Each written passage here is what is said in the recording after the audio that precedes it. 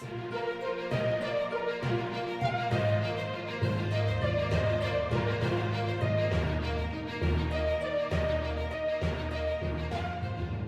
know what I feel?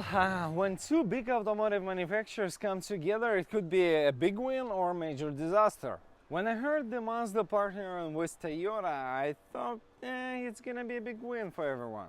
Time flies by, and as of right now, Toyota gets better, but Mazda is getting nowhere. Mazda CX-30 is something unexpected. So today we're gonna talk about the good, the bad, and the ugly. But before we begin, please subscribe to the channel, hit the like button, and watch the newest and coolest videos every single week. Cars, bikes, parts, gear, as soon as they come out. Only honest reviews. We have only one goal: bringing you honest and independent opinion in every single review. So if you like our content, make sure to subscribe, ring the bell, and watch the newest videos every single week. If you want to support our channel, just share the link for this video in your social media, and it's gonna help us a lot. And now back to the review. Mazda CX-30. Shall we?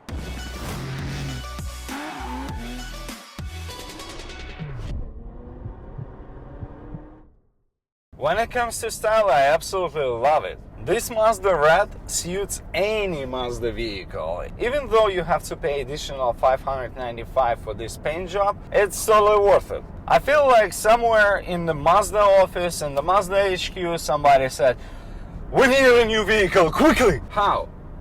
Simply make it smaller but bigger, and add some more power. And one more thing, just keep it stylish too. How are we gonna name this new baby born? Let's not go too far, let's call it CX-30. It's like bigger than CX-3, but not CX-5 yet.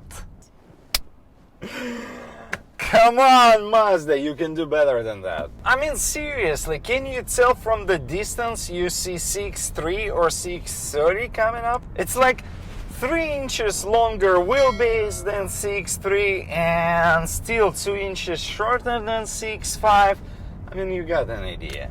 A few things that I really do like about this design. The headlights, the taillights, they look awesome. I'm sure you would agree. This is probably the best looking design that you can buy among all of the economy segment cars. In this car, they did change the turn signals, not the way they look, the way they flash. It's smoother, but at the same time, it's pretty simple tweak they did. And you know what? Details matter. Mazda pricing is where this car shines. The base model would cost you 22 grand. And this premium all-wheel drive would cost you... oh well, if it's gonna cost me nothing, Mazda, I'll take 2. That's how they brought it, with the sticker that has no total MSRP or total pricing. I mean, it's a CX-30, right? I'm sure by the time you're watching this video, I will be able to build one of those, and I'm sure the price will magically pop up right here. But that's another reminder, you're driving something not that special. You're driving CX-30, which is between Mazda CX. You got an idea. So let me describe this CX-30 in a couple of sentences. It feels bigger, it feels more spacious inside, and in comparison to the CX-3, you would have more room on the back seats. So if you don't have to deal with city parking hassle, well, CX-30 could be yours. Trunk has about 45.2 cubic feet of space, and there's plenty of headroom and legroom, even for the front seats with the sunroof. Interior looks way more expensive than you would expect from economy car. Here you have leather-like materials on the dash, comfortable seats. This new infotainment system right now sits a little bit lower, so it doesn't really obstruct any view as it used to be with Mazda vehicles. And now it can be paired with premium 12-speaker Bose stereo. The last one is really good. And what I mean by that, this is one of those systems that I would say would be my number 2 after Bang & Olufsen. So having it here for this price tag, it's beautiful. This digital driver's dash is very well combined with regular analog looking gauges for the tachometer, engine temperature and fuel gauge. really bright active driving display, or more commonly known as a heads-up display. What's interesting, in comparison to all other systems like that in any other brand, it's really not sitting low closer to the hood. It's a bit higher, so it keeps your eyes on the road. And by looking far ahead, I mean, you're essentially going to be a better driver. It all reminds me about the pre-production process, and I do believe Mazda does drive their cars in order to make sure that they can make it better. While with some manufacturers, I kind of feel they design it and they just put it straight to the production. Remember I said about 12 speaker Bose stereo? Well, the system is great, but the Mazda infotainment system gets more and more complicated. And this year the screen graphics look beautiful, but it's getting less and less user-friendly. It used to be 3-4 years ago, you get inside, it's pretty easy, you pick music, you pick navigation, but right now, even for me, it's getting more and more complicated to do simple tasks. Look, they didn't change the controls here. They didn't do much in terms of functionality here. They replaced the design, and it's getting more confusing. So let me park for a sec and I'll just show you what I mean. So for example, you would like to connect to the Android Auto. You get the cable, plug it in, boom, the screen says Android Auto, right? How am I supposed to figure out that in order to turn the Android Auto, I should move this joystick to the right? Do I have any arrow pointing to the Android Auto, or I should go through the manual and read like 100 pages? That's not the hardest part. Let's get to the Android Auto. Now I can easily go to Amazon Music, pick Google Play or whatever, play some music, and let's say if I decide to use some other app, let's say I decide to use YouTube, and let's say I want to play something from YouTube app. As soon as I hit play here and I adjust the volume here, it's gonna interrupt the player and it's gonna start playing Amazon Music or Google Play, whatever you had before. And this is the new update for the Android Auto, and it's a big glitch that you can find in any vehicle where you see this newer version of Android, where you see the clock on the right side and menu on the left side. So yeah, it's not really a Mazda issue, but the controls a bit complicated. So for example, now I would like to exit Android Auto. Let's say I need to go back to Mazda settings. Now, how am I supposed to do that? Can you tell me? Leave the comment down below because I still cannot figure it out. Exit.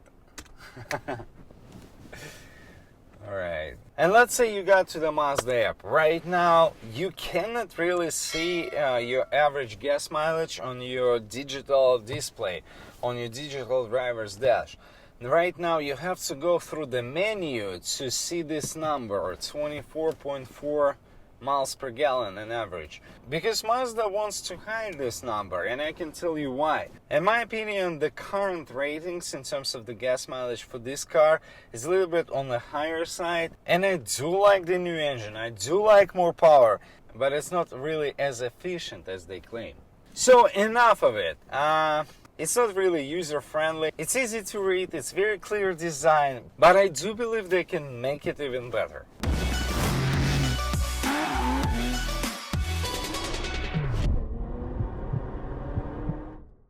Let's talk about the engine. New Skyactiv G 2.5 liter 4-cylinder engine that produces 186 horsepower, 186 pound-feet of torque. That's the same engine that we already saw in the Mazda 3 hatchback, and you can see the video, I'll put the link right here. Mazda is claiming for the front-wheel drive model 25 miles per gallon for the city and 33 miles per gallon for the freeways. This all-wheel drive model gets you 24 miles per gallon for the city and 31 miles per gallon for the freeways. Here's our result. After we drove this car for 307 miles in 1 week, we were able to average 26.4 miles per gallon as of right now. And we mostly drove this car on freeways, so 26.4 is kind of low, to be honest. I do appreciate more power. No, seriously, I do like when Mazda cars get more power. But I do believe the numbers they're claiming in terms of the gas mileage are a bit off. Yeah, that's the funny part. You add more power and now you have to find a way to make it more efficient. Mazda CX-30 is agile, it's stylish, it looks good, but can it really clear the parking curve? When you look at the specs, it will show you only 8 inches of ground clearance. So let's find out. Now let's find out how fast this car is. Sport mode, no climate control.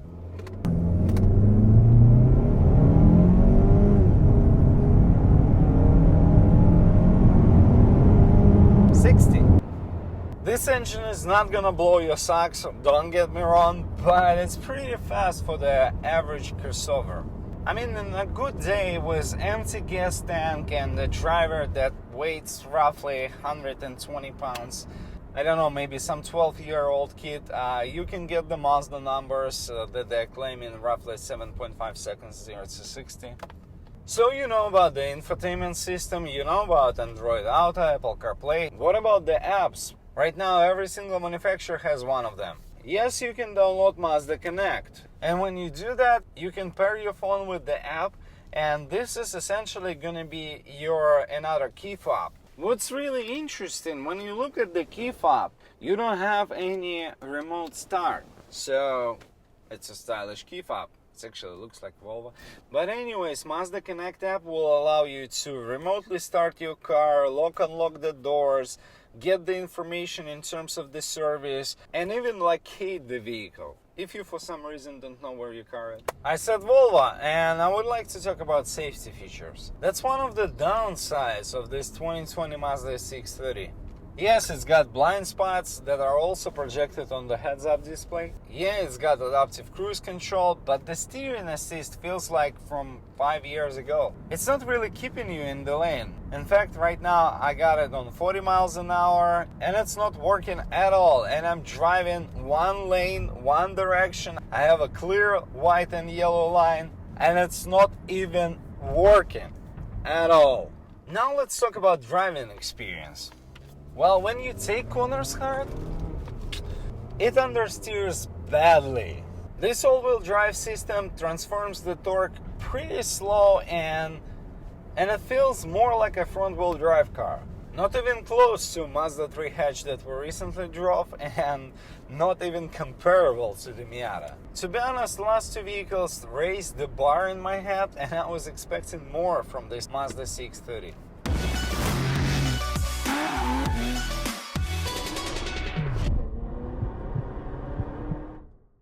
I guess do something quickly is not the best move when you want to expand your model lineup. I wouldn't even say a word if this car would have a Toyota badge on it. Especially after the new Highlander review that we did. Mazda CX-30 is a great vehicle, but it's not really bigger or more powerful. It's something that got stuck in between. Come on, Mazda, you can do better. Not so long ago, you showed the world how to do better cars without sacrificing the price tag. And now, I should say, you can do better. Keep building the cool cars, but please stay away from simple solutions how to expand the lineup.